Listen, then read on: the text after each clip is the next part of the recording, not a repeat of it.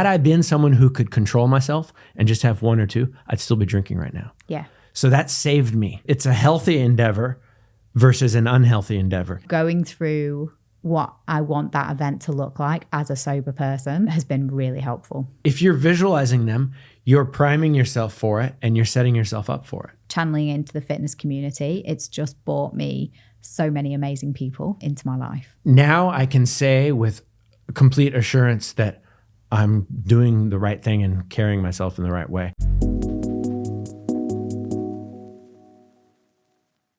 Welcome back to The Upward Spiral, a podcast where we explore how drinking less can unlock your true potential. I'm your host, Michelle O'Brien, and today we are going to be exploring the all or nothing mindset.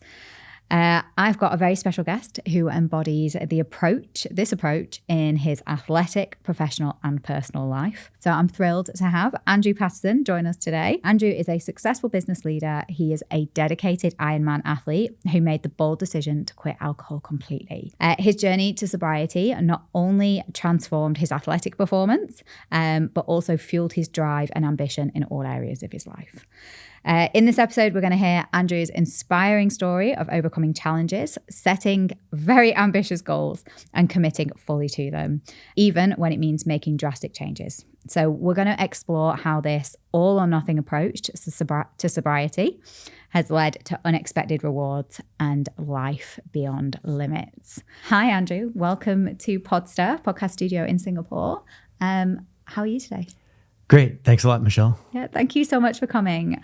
I'm going to try really hard not to geek out about the triathlon stuff and start talking running and fitness and everything, because that's something I'm incredibly passionate about. Well, I'm happy to go that way if you want. Yeah, I'm sure we will. And we'll try and bring it back to the topic at hand of kind of the all or nothing mindset, the Ironman challenge and the role of alcohol. Can you just paint a bit of a picture for us about the physical and mental demands of Ironman training and of competition? Yep, sure. So, probably most people know what an Ironman is: a triathlon, swim, bike, and run. And depending on the distances you're going, if it's a full Ironman, it's 3.8 kilometers and then 180 kilometers, 3.8 kilometers swimming, 180 on the bike, and then a marathon. So 42.2 running. Of course, with no breaks, right? So it's pretty demanding. I've done a few of those, but my real love is the half distance, the half Ironman distance. So much half the distance, and quite a lot easier in my opinion, because it's the training volume is less than half that you need for. It's like a full marathon compared to a half marathon. But of course the intensity is higher because you're going faster. So in a way it's easier because you're just going at a nice smooth pace. Whereas in a half, you got to be at your pretty high level the whole way. So the actual event is kind of not the point. It's just like marathon, which you know about, is leading up to it.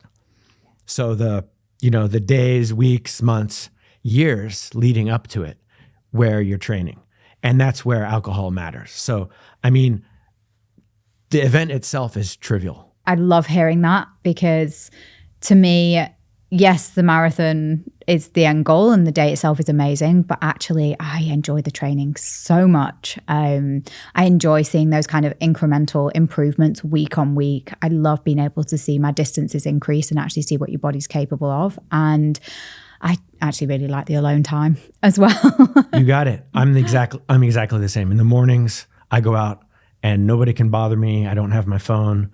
Nobody can talk to me. I'm sometimes with a friend, but other times it's a time for being alone, some solitude. You can think, you can process thoughts. Yeah. You can, it's where I come up with my best ideas. Same. Yeah. But if I drank the night before, it's all ruined. Oh yeah. It wasn't even possible for me to run those distances. I just didn't have it in me. My whole life, I wanted to run a marathon, and I was always kind of, I'll do it one day. I just didn't have it in me. Even when I was drinking very little, I just didn't have the energy. You think the marathon or the Ironman is the goal. Actually now, for me, it's the opposite. That's not the goal. Yeah. The goal is the process. The goal is doing it every day. And that's sort of the reward or the payoff. Yeah. But it's like a process-based goal where it's not the outcome, but it's like every day you think if I just do this Ironman, I'll be done. No, it's a trap where once you do it, then you're sort of, that's the love-hate relationship that we have with endurance sports. Once you get into it, you can't stop because then you're going backwards or you're regressing or you're getting out of shape. Yeah. So it's the process which permeates your whole life, which we can draw back. We can think back to your social life, to what time you go to sleep, and logically what you eat, and of course, what you drink. I just love what you say because I just resonate with it so much. I stopped drinking because I felt like I wasn't reaching my full potential and I wanted to see what I was truly capable of. And not just in my fitness, but in all aspects of my life. One of the biggest goals was the marathon. And one of the biggest goals was I'd always wanted to do one, and it was training for it. And that was the catalyst. That was my reason for stopping. But the training has just taught me so much about life and how to manage other parts of my life. I was always I'm very millennial in the sense of I want that kind of instant reward. And it's taught me a lot of patience and how to look for those small improvements over a period of time.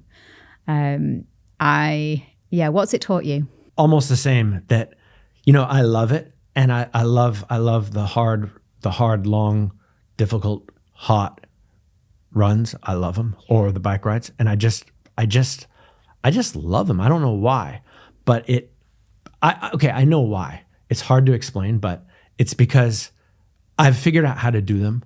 I've been able to achieve them in a way that I didn't think was possible. And if it was easy to do, then it wouldn't be meaningful and everybody would be doing it. And so I try to bring that back to work. So like with work, it's been hard to do this for me, but I'm just starting to do it. I try to relate my like long, difficult runs in the heat and the hills to work. So when there's something in work that needs a lot of time and effort and focus, and I might not have the stamina to do, then I think to myself, this is just like a long run where I won't give up. I mean, I don't love the heat. I mean, we're in Singapore. I don't love the heat. I don't love the humidity. I don't love hills. But compared to people who come from overseas, I have a comparative advantage, or we have a comparative advantage by living here, because I see people come from Europe or from the US or even from Australia. And when it comes to the runs, I'm used to it, and I do well in the heat. And I choose the hot runs. I choose the hilly runs because I can do better. Yeah. I'm not that fast, but I can place above where I should be. Yeah. And so now I try to, is there a parallel I can draw at work where if I have a really difficult, long thing that I don't want to do, I mean, who wants to run this fast through the heat? Yeah. I just try to draw that parallel with work and say, I don't want to do this, but yes, now I do want to do it. It's going to be awesome because I'm going to push all the way through and nobody else will. Yeah. I'm not saying I've been able to achieve it in work as much, but I'm getting there. I definitely say no. I definitely say yes to the more complicated route or the more difficult route if the reward and the payoff's going to be bigger.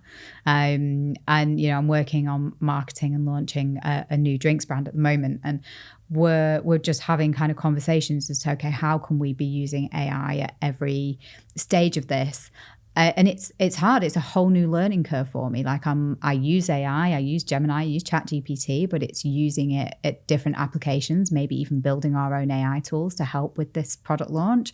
And I'm like, this is going to be difficult and it's going to be a big learning curve, but it's going to pay off. I always think like when I'm running and it sucks and you're in intense pain, I just think, okay, I'll go to that tree.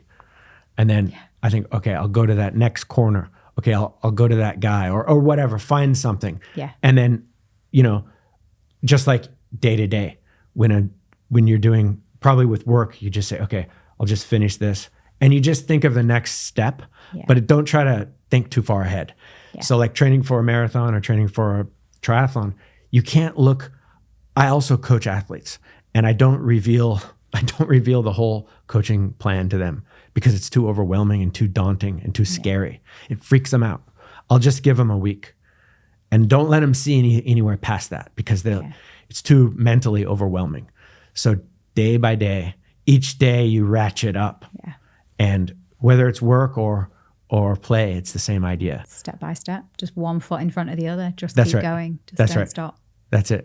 It's easy to say. It is easy to say. But I've got High Rocks next Sunday, and it's going to be my first time. Okay. And I am a little bit nervous, actually. It's something different for me. But so there have been times during training where I've been thinking, God, I'm not going to be able to move this sled. Or, 100 wall balls. Like, how am I going to do this at the end when you're already fatigued? But there's this voice now inside my head that's gone, you just do it. You just one more throw, one more step, and you'll finish it. I don't know about High Rocks, but I can say with pretty good certainty, almost anybody can do a half Ironman or Ironman. You know what? I'd love to do one. The reason why I've never done even a triathlon is swimming. I'm just not a strong swimmer. I'm very small. I've got very small hands and feet. And it will take me about 45 minutes to swim a kilometer. But you know what? Same as everybody else. Everybody else says the same thing. Really? Everybody, except like a small percentage. Yeah. Oh, swimming. No, that's everybody's excuse. So you're all in the same boat. Yeah. So you'll be ahead of others. Yeah. Yeah. The running, great. The cycling, great. Yeah. Okay. But swimming, not so much. The cycling, I'm pretty scared of cycling here in Singapore as well. I'm just scared of the roads. And I think even more so since having got young children. Yeah. Just kind of going out and how do you manage that? Indoor trainer. Okay. Yeah. So that's the most efficient way to get strong. It's fastest. It's with a indoor trainer, it can impose the correct resistance. It's like your own bike on a trainer, right? And it's connected with Bluetooth, and you've got a TV and all this stuff happening. So the plan your coach gives you will come into it, and it will just force you to do what you need to do. And so it's like autopilot, and there's nowhere to crash, no rain, no dirt. Yeah, no scary taxi drivers. No scary taxi drivers. Knock you off. Not going to happen. Then on the weekends, usually we go outside. Usually go to Malaysia or around the island or something. Amazing. Oh, I know. I see you all on the bikes when I'm kind of out running, and I'm thinking, one day I'll join them. Okay, so we've already digressed. This is because I'm so interested in the endurance training.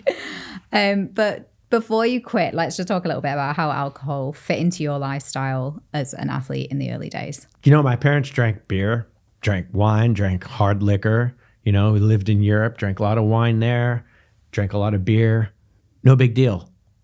I mean, maybe my dad and my mom, they might have 1 beer, 2 beers a night, not every night.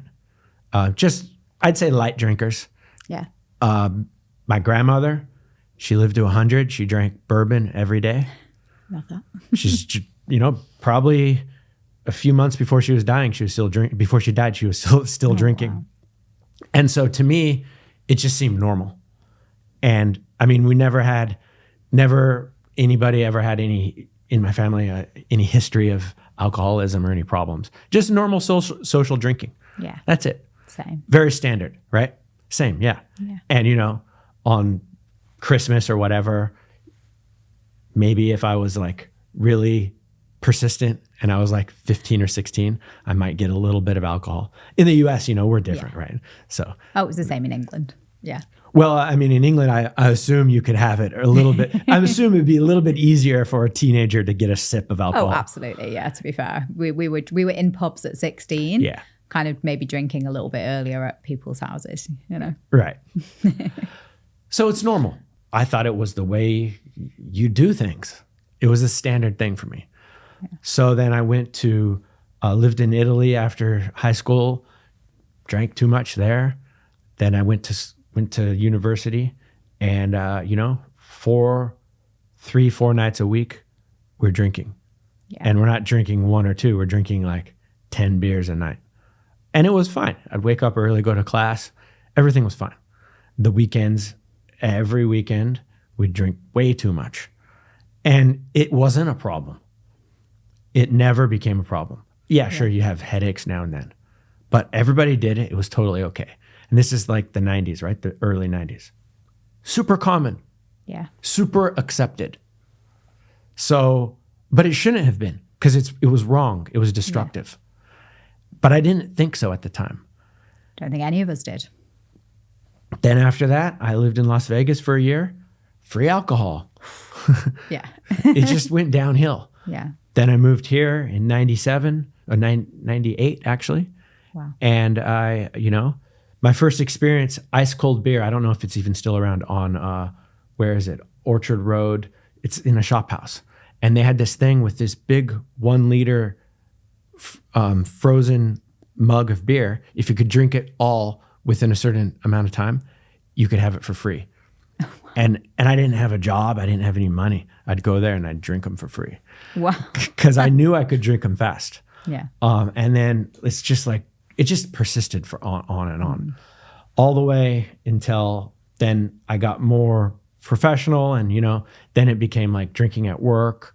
But still, we'd drink at work. I can go on and on. We had an office above a bar, and the bartender would bring the beer to our desks. This is 2006, 2007 at Boat Key, right? And the whole company drank. Yeah. Beer in the fridge. And whenever we hired someone, the new guy had to buy a case of beer for the whole company. So it's just like, gosh, it's great. And I loved it, right? But then I realized, I can't wake up early. And as I got older, it just got harder. Yeah.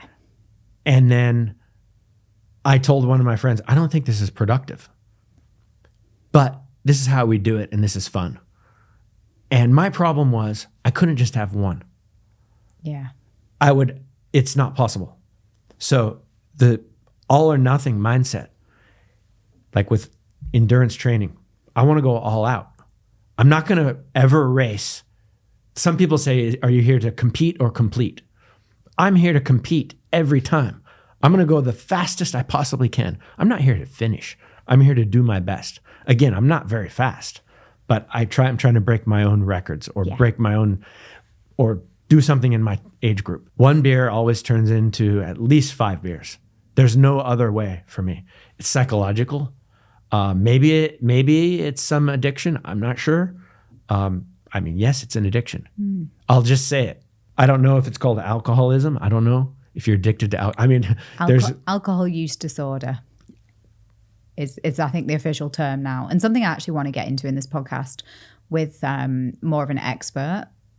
How did it go from alcoholism to alcohol use disorder? And because when you say, I don't personally identify as an alcoholic. And I think when you think alcoholic, you think extremes. You think, maybe someone who's lost his job, his or her job, family, life, is in an AA meeting, is sad and it's awful. And it's, you have this kind of very stereotypical image of what an alcoholic looks like that we've been served via TV and movies and everything. But when you say alcohol use disorder, all of a sudden you go, yeah, I abused alcohol.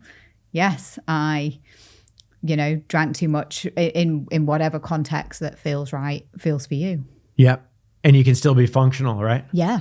So then, this is then, like moving forward in time, still drinking up until 2020. And, I did an Ironman in 2017, full Ironman in 2017, 2018, I did one in 2019. And this is like demanding, right? I mean, we're talking ridiculous training sessions. Like I remember my coach gave me, 150 kilometers on the bike in Singapore, and then 16 kilometers running immediately afterwards, a brick run, And this was some serious hours.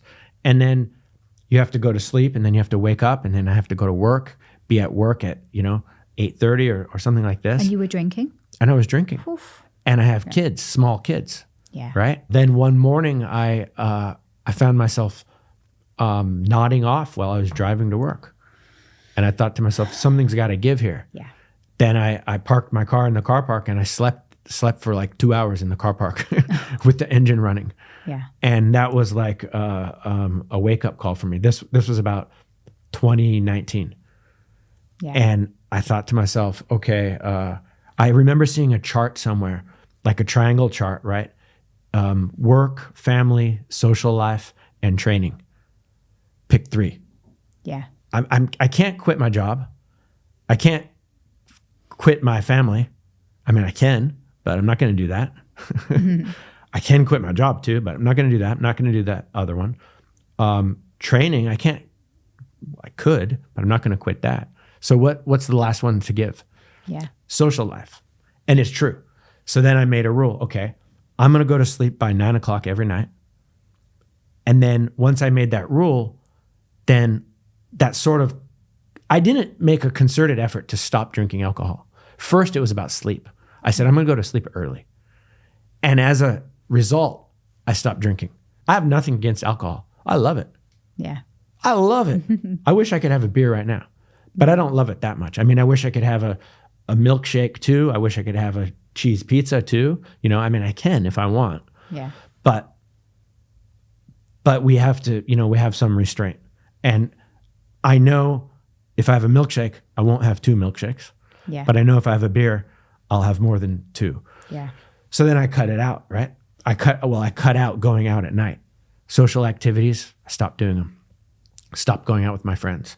By then, I generally had triathlete friends anyway who didn't really go out at night anyway. Yeah. And I'd be like, hey, what time do you want to meet tomorrow morning? Oh, I'll see you at 4:30 at the corner.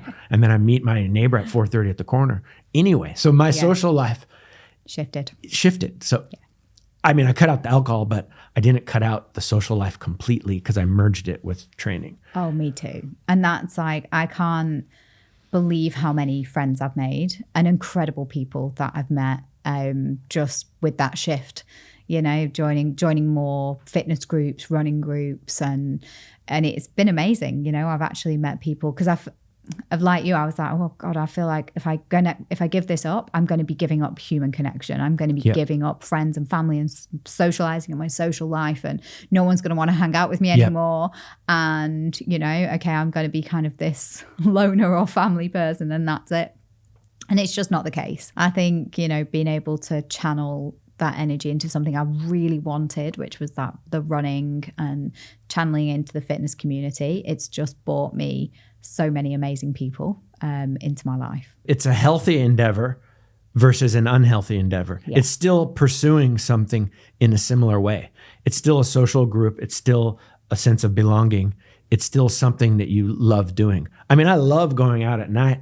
I love going to bars. I love all that stuff, staying out late, drinking. I love it, but I'm not going to do it. But I love other things as well. So I can't do both. So which one am I going to do? And the problem is, it's maybe part of my identity, maybe part of your identity. I mean, I'm kind of like I'm American, but very, very like Anglo, like, English roots. And it's quite similar, I think. And we kind of believe that's who we are. Yeah. And so you're kind of giving that up. It's kind of like giving up. I mean, I'm not religious, but giving up your religion. Yeah. It's like, that's who I am though. That's my identity. Yeah. I am this. I do this. My family is this. My family does this. We've done this for generations. This is who we are. So you're kind of pushing yourself out of a social sphere, I think. Yeah. But nobody cares. Everybody applauds me for it. Yeah. My parents, my parents still drink, but they love it that I don't drink, right? Yeah. You just hit the nail on the head for me, and it's the exact same experience. It's everything that you know. You think you're leaving everything that you know, but everyone that still loves you is all still going to be there. Yeah. And ultimately, it might take them a little bit to get used to you, to get used to you not drinking, and get used to their comfort in you in when they drink and things like that. But they do. People just get used to it, and all of a sudden they forget that you ever did drink, and it becomes a non-issue. And if it becomes an issue for anybody, then they're not your person anyway. Exactly. So, Yeah. I don't know what else to say, but I'm not here to, honestly, I don't really tell people. I'm not trying to change anybody. Yeah. I'm not trying to proselytize about anything. I have no dogma about it. Yeah. I mean, I still say I love beer. Yeah. It doesn't mean I drink it. Yeah. I have no problem with it philosophically. It's just not for me, for what I want to do. Yeah. The irony, I'll just say the irony is the fact that you got it when you called it all or nothing. The fact that I knew I couldn't have just one is the only way, that's the only reason I cut it out completely. Had I been someone who could control myself and just have one or two, I'd still be drinking right now. Yeah. So that saved me. That addiction is what saved me. Yeah. Because I finally recognized it. It took me years and years to be sort of able to identify it. Yeah. Took a long time for me to be honest with myself. Yeah. And sort of introspectively realize that I have a problem where I can't just have one. I don't have that self-control. Yeah. But that's what saved me. So that's the irony behind it all. I wouldn't just drink at home. I wouldn't sit and have a drink on my own. I was always with other people, but I could very quickly go from 1 to 10. It was like, okay, yeah, I'll have another. And if I'm out, I'm out, and I'm going out, and I'm going to go hard. But then kind of over the last few years, like cut down and got to a point where I could just enjoy 1 or 2 drinks, like with my friends. But even that, I could feel the impact that was having on like my performance at work, or me as my patience as a mom, or on the training, or even just kind of body composition goals or my running. I could just feel the effect that it was having. And it just very quickly got to a point where it's like, I don't want to drink anymore. And the only reason why I'm drinking is for other people. And I'll just say what you said, body composition goals. I mean, it's just empty calories as well. Yeah. So that's another thing too, just a side effect. It's like, okay. Yeah, I was like working so hard on my diet and training and everything, and not seeing the goals that I wanted to when it came to like aesthetically, like how I wanted my body to look. Yeah. And I was like, okay, this, and again, now I can enjoy, I can enjoy maybe the sweet treats a little bit more now without noticing much difference in my kind of weight. Instead of having both. Yeah. I want to talk a little bit about the breaking point, but we maybe have touched on it a little bit. But was there like a specific moment? Was there, I think a lot of people have a rock bottom. Was there like a day, a wake-up call, one particular moment that was the catalyst for the stop the drinking? It was September 2019. Wow. Okay. Specific. Yeah. I was, the race I had was October 2019. Yeah. And I was at the height of my training volume. I was on my bike trainer at home. And I quit. I said, I'm quitting everything. So it's all or nothing. Yeah. I meant I quit triathlon. I got off my bike and I quit the workout. And I said, I'm done. I'm not going to train anymore. I'm not going to be a triathlete anymore. And then it dawned on me, this isn't the one of the 4 that I should be quitting. Yeah. I can quit something else. So that's when it sort of clicked. I'm not very emotional, but I got super emotional when this happened. Yeah. So yeah, it was taking a toll on my whole family, right? On my kids. My kids are little. They're not little anymore. Yeah. I mean, they're like teenagers now. This was like, what, 5 years ago? Yeah. And they demanded my time in a different way. Now they don't want to have anything to do with me. But back then, now they're like 16 and 14. Yeah. Back then they were littler, where they wanted to play with me in a different way. And I couldn't do it because, it was just one of those 4 variables had to go. Yeah. And it wasn't going to be them. And I said, okay, it's the training. Because it was the one that was causing me the most pain, right? Yeah. The alcohol is a good thing, right? That's fun. You like it. That's a fun thing to do. Training is not fun. I mean, it can be fun, but it's painful, right? Yeah. So that's the one my gut told me to cut out. Yeah. Then I realized, okay, it's got to be alcohol. And this was around the same time the sleep thing happened with me as well. Yeah. But then I didn't actually make it happen for another 6 months. Wow. But that's when it hit me and I realized it. It dawned on me. Yeah. So then basically when COVID started, that was sort of another catalyst because, hey, you're not going out anyway. Yeah. You're sitting at home. Who's going to drink now? And I love that. Actually, people went one of two ways. People either drank more or drank less or stopped. You know, you don't see people who say, oh, you know, I maintained the exact level of drinking during COVID. A lot of people started to drink a lot more to get through it. So then I said, I quit completely. That's it. I told my wife so that I could sort of be accountable. Otherwise, I want her to know because she doesn't drink. Actually, she always, no, she doesn't drink. Yeah. She used to drink maybe like 1/10 of whatever I would drink. Yeah. Now nothing. Yeah. So she was really glad. Oh, I bet. Yeah.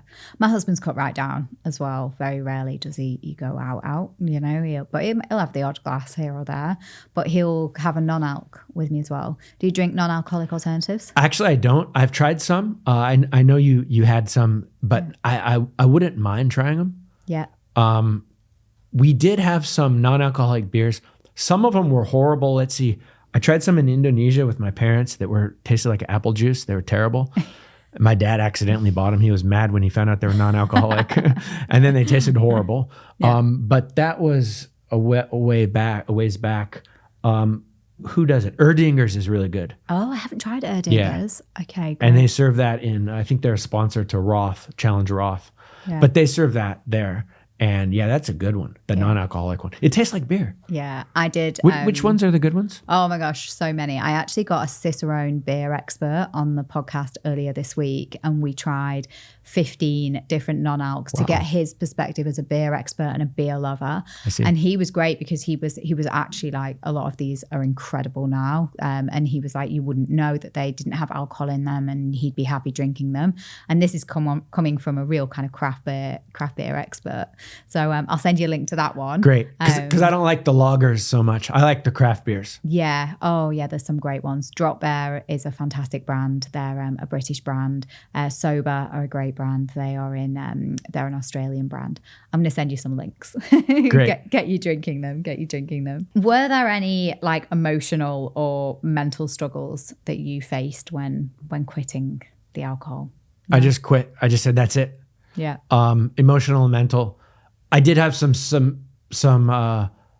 social activities right after quitting, and some people did try to get me to drink, but they're all triathletes and they understood. Yeah.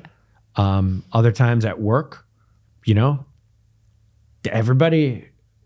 made me drink. Nobody wanted me to drink. So I don't know. That's great. I didn't feel that any mental or emotional. Yeah. Again, it's all or nothing. So once I made the decision, I'm not looking back. I'm not considering anything else. It's the decision's been made. There's no way to turn back. Yeah. That's how I feel. And I want to get into this all or nothing mindset because it works two ways. It's all or nothing with alcohol, all or nothing with your training. Yep. Are you all or nothing in other areas of your life as well? Not as much, to be honest. Yeah. I guess. I mean, when I do make decisions, I like to make decisions and stick with them. Yeah. But yeah, I mean, I do have certain principles I follow. Again, I'm not religious, but you'd think I was by the rules I follow. They're almost the same as as a highly religious person, and I try to follow them firmly. Yeah. So I try not to bend. Similar, but I'm like, when I say I'm going to do something, I will do it. Okay. I'm very focused and determined. I've learned a lot of patience over the last few years, a lot that's come from the marathon running. But if I say I'm going to train to be a yoga teacher, I will train to be a yoga teacher. If I say I'm going to start a podcast, I'll start a podcast. Okay. Might take me a bit of time to get going, but I'll tend to always do what I say I'm going to do. When I go into something and I'm really interested in it, like I get passionate and geeky and really into something, don't shut up about it, and will 100% throw myself into it. Yeah, I probably need to apply it in, I need to apply it in other areas, I think. Yeah. But that I'm learning. Yeah. It can be intense though. Like I'm really into self-improvement, and my husband, bless him, he said, there's a point when self-improvement can become selfish. He was, and then it's a line that he said to me and just really stuck with me. And he's just like, I think it was after the marathon I said I wanted this year. I was like, I want to do another one, do something else. And he was like, there's a point where all of this training is taking time away from the family and taking away from us. Yeah. And this quest for, to better yourself all the time is taking away from us and from time. Yeah. I mean, I've heard the same. Yeah. Triathletes will admit it's a selfish sport. It's an individual sport. It's not a team sport. Yeah. If you do well, it's you get the credit. If you do badly, it's your fault. But ultimately it's for you. So that's why I go out early. Again, that's why I need that relates back to alcohol. To make it less selfish, I leave, I wake up at 4 or 4:20, go out. I have to be back by 6 to get my kids ready. And sometimes the morning session is 2 hours or an hour and a half, or maybe an hour, or maybe half an hour, but still I do it before they are awake. Same. So my wife's still asleep. Same, yeah. Yeah, same. But then my husband's like, you wake me, it still wakes him up to a point, not fully, but yeah, up and out of the house. Yeah, sometimes 4:30, 5 o'clock in the morning. Yeah. So I can get back and have breakfast and get everyone ready for school and go. So as much as you can isolate it from being disruptive, then it's a little bit less selfish.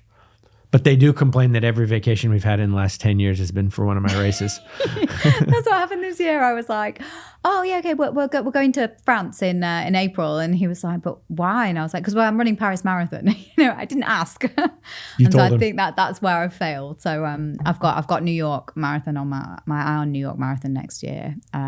Whether I take the family or not is a question mark at this point.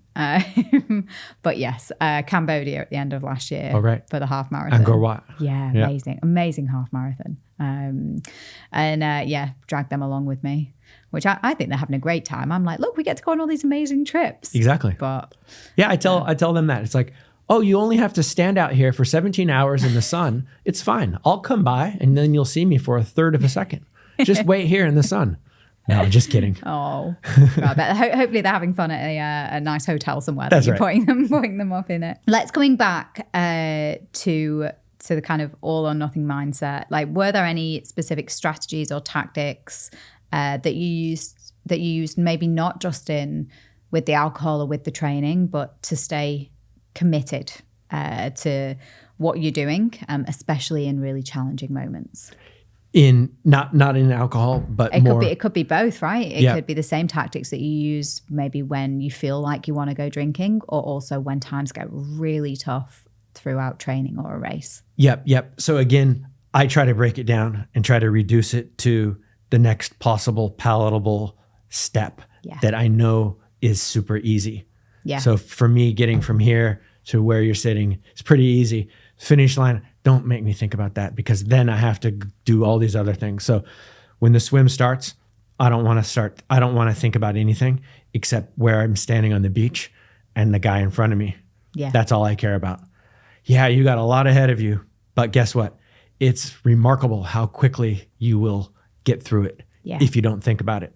Yeah. And so that's the goal. The goal isn't to finish. The goal isn't to finish in a certain time. The goal is your next step. Yeah. And if you can keep that goal of that next step, then that's the process-based goal that I'm thinking of, where my process is a certain thing. I spend a lot of time thinking through everything with myself, step by step, what I have to do.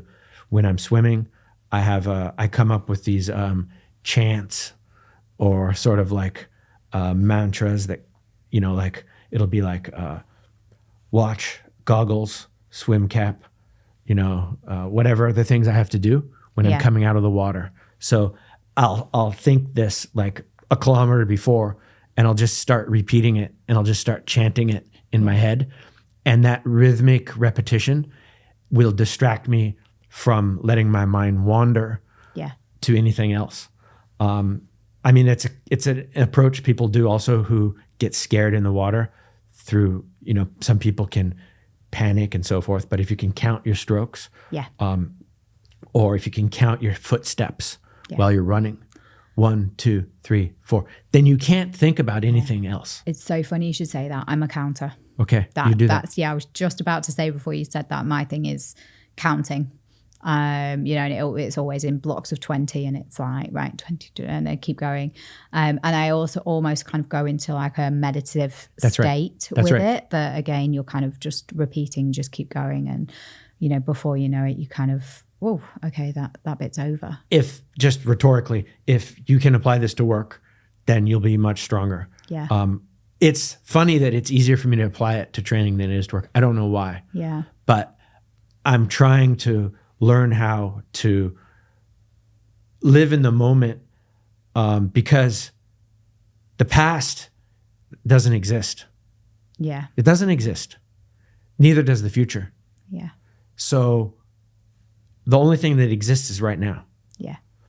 And so do it correctly. Do it properly. Yeah. Do you find visualization helps? For sure. Yeah. I do that a lot. Yeah. I do that a lot. And the athletes I coach, I try to tell them that as well. Yeah. I visualize the beginning of the swim, the middle of the swim, and the end of the swim. Yeah. The transitions, the bike, beginning, middle, end, and same with the run and the finish line. I visualize the whole thing. Yeah. I might take like half an hour before a race and find somewhere to sit. I like a sauna or a jacuzzi or something. Yeah. Sit and just think through these things methodically. Yeah. And then by doing it before sleeping, then I believe my mind will kind of process that and ruminate on that while I'm sleeping. Yeah.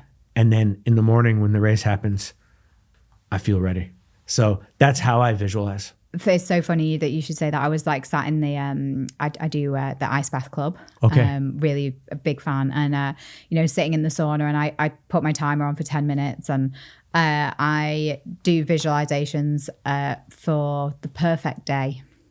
So, and this is something I learned on Huberman's podcast, and he had Martha Beck on, who I just think is amazing. And she had this idea of kind of closing your eyes and going through your perfect day. Where do you wake up? And really thinking about, the bed, what can you smell? What can you see? What's the light? What time of day is it? Who's next to you? What's their breathing? What can you hear? Really trying to kind of visualize all of those different moments or different components to it, different senses. And then going a little bit deeper into it. And for me, it'd be like, okay, I'm getting out of bed. I'm going to the bathroom, changed, and I'm out of the house. I'm running, and I can feel the wind and the smell and everything. And it's starting to become really powerful. And I'm starting to incorporate some of the things that I would see in my perfect day, visualize actually coming to life or bringing them into my real day now. And why wouldn't they be? Yeah. Right? Yeah. For sure. If you're visualizing them, you're priming yourself for it and you're setting yourself up for it. Yeah. So I like that a lot. Yeah. Perfect day. Yeah. Your perfect day. And obviously you can do kind of different manifestation visualizations. But another one that I will do as well is like if I've got a little bit of anxiety about going to a social occasion, because there might be a lot of drinking or it might be a networking event where I don't want to drink, but I don't know anyone. I'll do some visualizations as, okay, these are the types of drink I'm going to ask for. I might look at the menu beforehand so I know. So it's like, right, okay, I'm going to ask for these drinks. These are going to be my conversation starter. And visualize yourself almost like having these conversations at a networking event with people who maybe I might be a bit nervous about talking to, but kind of going through what I want that event to look like as a sober person, right, has been really helpful. Right. Great. If I could apply it to work, I haven't tried that. Yeah. Or social settings even. Yeah. Yeah. I think I had a lot of anxiety initially about how to navigate some of those social situations without alcohol, and networking situations as well without alcohol. What have been some of the noticeable improvements that you've experienced since quitting alcohol? I used to think alcohol is great for sleep because it makes you pass out. Like, drink 20 Jack Daniels shots, you'll pass out. It's great. Yeah. No, No, not real it's sleep. terrible. It's not real sleep. You're dead on the ground, but you're not recovering. The first noticeable effect of not having alcohol is that I could recover. And that's where your adaptations happen, right? Yeah. So you break yourself down in the day training, and then you build yourself up when you recover. Yeah. And with training, sleep is where you recover. If you can't recover, you can't train. So, I mean, we see a lot of people burning the candle at both ends who are training hard, missing a session, then trying to make it up.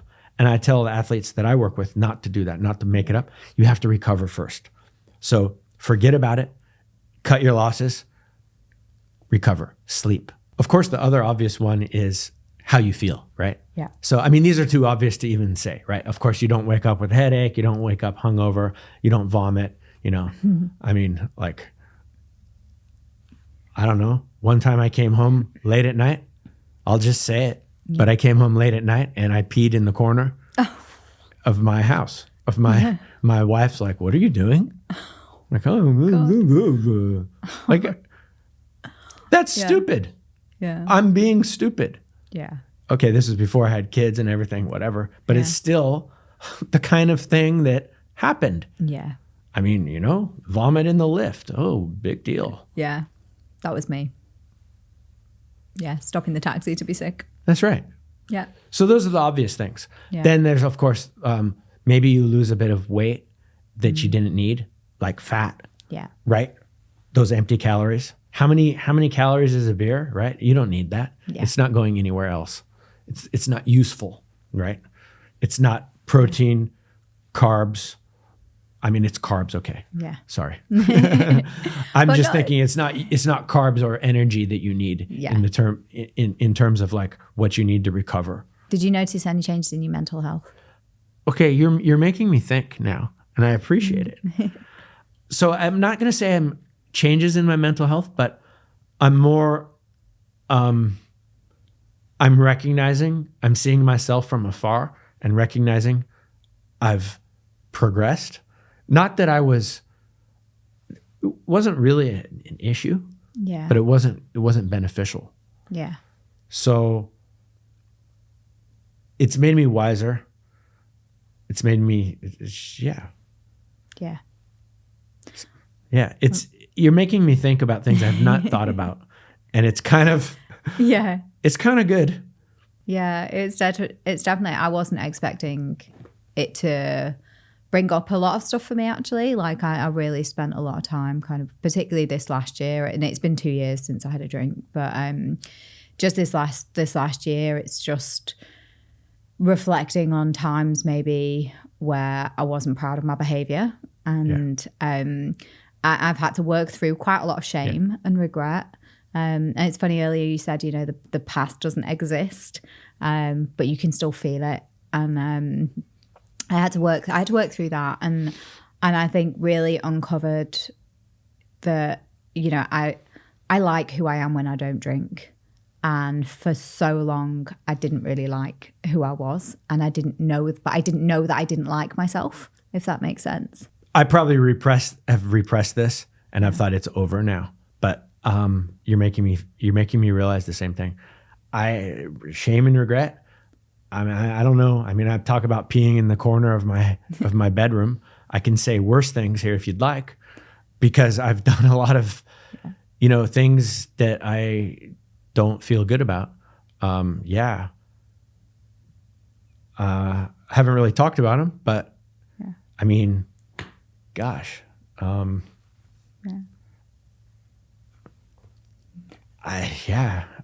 remember one time with my old boss in Bangkok. We were in a hotel. This was a long time ago. This was 2006. And I found myself with no shirt, no pants, no shoes on in the kitchen of the hotel. Oh my gosh. I don't know how I got there. And I'm like, this guy's got a big plate of raw meat. And I'm like, what's happening? I don't know what happened. I don't know how I got there. And it's just a memory I have. And then later he kind of, he was like, where were you? I mean, these are certain things I'm not really proud of. Yeah. But I'll say I'm here. I'll say Yeah. I'm. I mean, Yeah. and I don't. I can't say I was proud of who I was at all times. Yes. Now I can say with complete assurance that I'm doing the right thing and carrying myself in the right way. Whereas back then it's like, okay, for like 2% of my life, anything goes. Yeah. Anything goes, you know? Yeah. And what happens in there could be dangerous. Could be very dangerous. Yeah. So. And that's it. And now I'm exactly the same. And now I can say I am proud of the person I am. I'm proud of who I am. I like who I am. And I know that like I'm a good person. There was probably a time when I could not have confidently said those three things. Okay. Because there was a lot of doubt and a lot of unknowns, which can come with heavy drinking. Yeah. That's the worst. When you wake up and you'd be like, where was I? What did I do last night? Can we piece this thing back together? Yeah. Just, did I do anything wrong? Yeah. And did I hurt anybody? Yeah. You know, and gosh, the amount of like times me and my friends were like in the toilets crying or arguing or just something, you know. Completely unnecessary. Completely. Didn't need to have happened. Yeah, exactly. But now it's not going to happen. It doesn't. It won't happen again. No, it won't.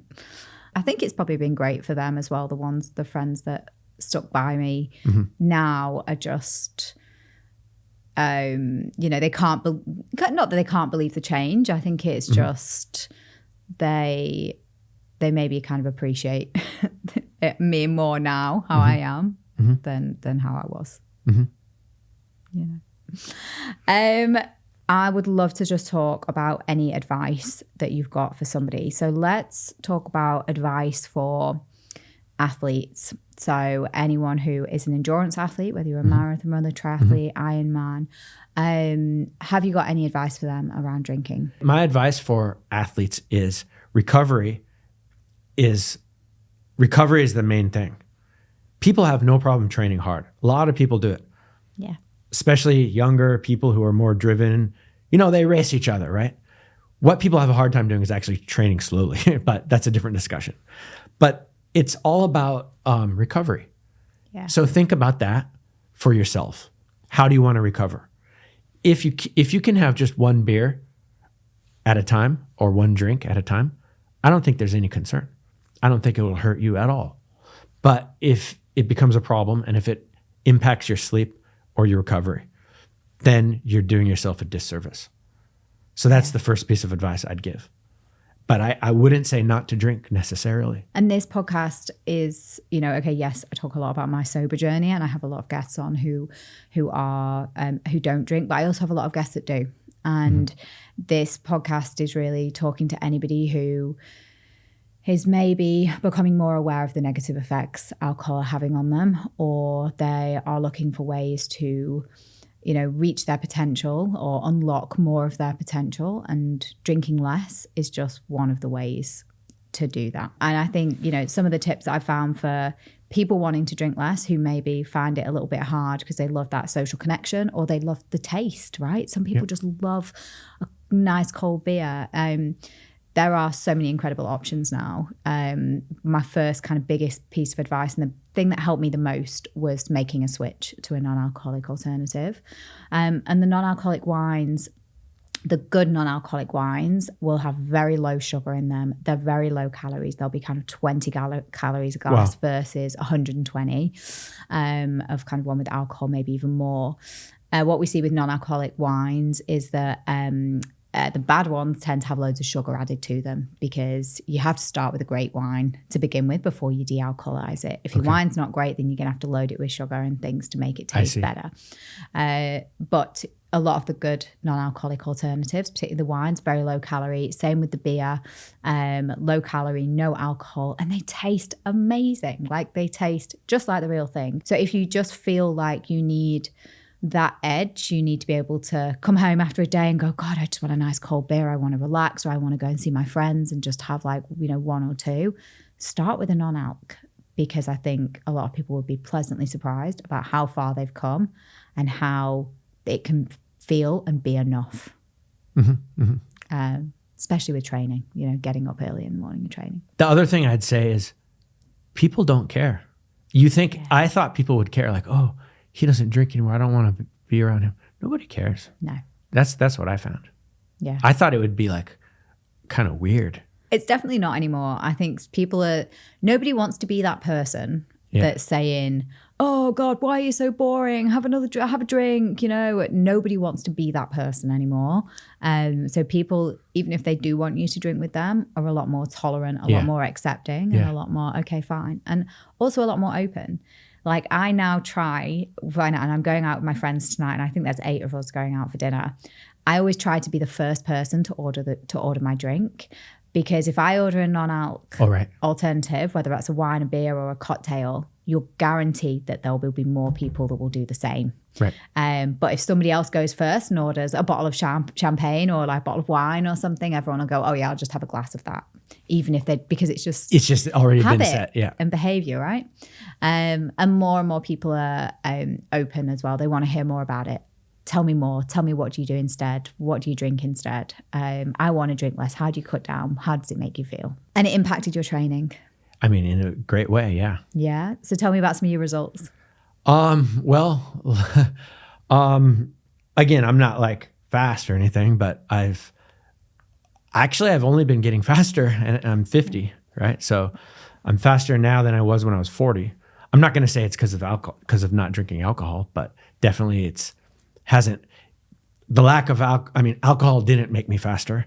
Not having it isn't the reason I'm faster, but had I had it, it wouldn't be helping. Yeah. It's contributing for sure. Let's see. In the last race I did, I was 4th, I think, in my age group. Wow. Where was that? In Desiree, the half Ironman. And then there was one after that when was that? May. I was 2nd overall. First place overall was also a 50-year-old guy. Amazing. So, and I had the fastest run of everybody, but it was a small race. That just shows you how small it was. Yeah. So I think only 400 people across all age groups. So, I mean, I'm getting faster. So again, alcohol probably would help degrade my performance. Yeah. In terms of results, I qualified for the world champs 5 times. So I'm going this year now in December to New Zealand. Yeah. And, after the race, everybody's going to have a beer, but I don't need it. You have a non-alc. Choose the alcohol-free. If they have one, I'll drink it. But, I'm totally happy drinking water. Yeah. All I drink is water and coffee. Yeah. I don't drink. I stopped drinking soft drinks too. Yeah. I just cut them out. That's it. Oh my God. Okay, I'll drink them while I'm training because I need the sugar. I was about to say, what do you take when you're training then? Yeah. That's right. you need the gels and the sugar. That's right. Yeah. So in those instances, I can do it. Yeah. But at a dinner or lunch, never. Yeah. Oh, it's fascinating. It's so interesting. Anything else that you would like to say to our listeners? Anything about like your journey that you would like to sum up or share? First one about alcohol is, believe it or not, this sounds so trite and so old. I genuinely believed I couldn't have fun without alcohol. Yeah. I actually believed that. Who says you have to have alcohol to have fun? That's what people say, right? Yeah. No, I really thought Same. Because to be honest, it is more fun. But I can also have almost as much fun and feel really good about myself and perform in other areas. Yeah. So once you look at it logically, there's no reason to drink. That's my logical assessment of it, just from a purely logical point of view. Yeah. So I thought I needed it to have fun. But I can go to a party where people are drinking and I can have fun. Yeah. And I go to sleep earlier. I still have fun and I surprise myself. Like when I go out to like a party or, a festival or a boat or whatever it is, and I have a really good time, it still surprises me. Right. Like I still that go. You can still do that. Yeah, I still go, wow, I really enjoyed myself tonight and I didn't drink. How's that possible? Yeah.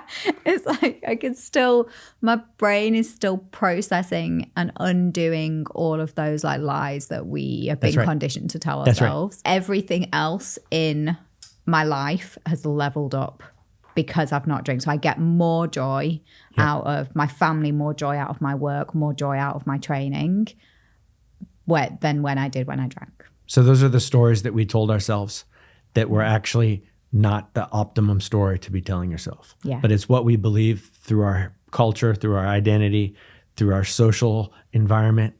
Yeah. And it's great if you can rethink it and challenge it. Absolutely. And you might start to hit some of those bigger goals. That's right.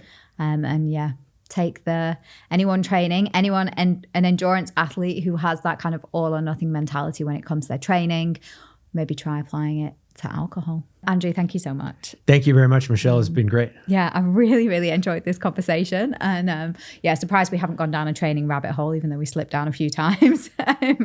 But thank you so much. You've got such an inspiring story and really valuable insights. Thank you. Good luck with the up and coming races. I hope that we can meet one morning, go for a Mount Faber run. For sure. Hopefully I'm not slowing you down. I doubt it. But we'll see. I think your journey is just a powerful reminder that we have the power to make really bold choices and create lasting change in our lives. Thank you. Okay. To all of our listeners, if you're feeling really inspired by Andrew's story and are curious to explore a life without alcohol, then please check out any of the resources linked below. Check out the rest of the videos or podcasts wherever you're listening or watching to this.